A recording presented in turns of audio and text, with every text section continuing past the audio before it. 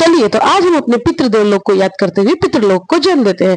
नमस्ते। जैसा कि फ्रेंड्स आप लोग जानते नहीं हैं कि मेरे ससुर जी इस दुनिया में नहीं है, यानी मेरे हस्बैंड जी के पिताजी इस दुनिया में नहीं है। तो हम लोग पहुंच चुके हैं घाट पे और यहाँ मेरे हस्बैंड जी और देवर जी नहा रहे हैं।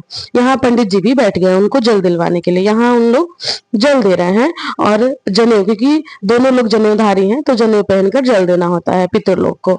देखिए फ्रेंड्स, ये लोग जल दे रहे हैं और यहाँ मैं भी जल दे रही हूँ। हर साल के तहत मैं भी अपने ससुर जी के लिए जल देती हूँ। जिनके ससुर जी नहीं होते हैं, कहा जाता है कि उनकी बहू भी उनको जल देती हैं और पितृलोक को याद करती हैं। यहाँ जल देने के बाद हम पंडित जी को कुछ दान दक्षिणा समर्पित करते हैं, जो ही हमसे हो पाए। पितृलोक हमें इतना तो कुछ दिए हैं जो हम किसी को खिला के खा सके, और आगे भी अगर हमें होगा तो हम खिलाएंगे। यहाँ कुछ और पंडित जी थे, कुछ भैया थे, तो उनको भी मैं कुछ कुछ चीजें दे रही थी। जो और यहाँ पे कुछ दीदी लोग थे तो मैं उन्हें भी प्रसाद दे रही थी। और हमारे पूर्वज भी कहते हैं कि प्रसाद सबको खिला के ही खाना चाहिए। यहाँ पे कुछ छोटे छोटे बच्चे थे जो बहुत खुश हो गए थे और उनको खुश देखकर मैं भी बहुत खुश हो गई थी। फिर यहाँ प्रसाद सबको बांट ली और खिला दी।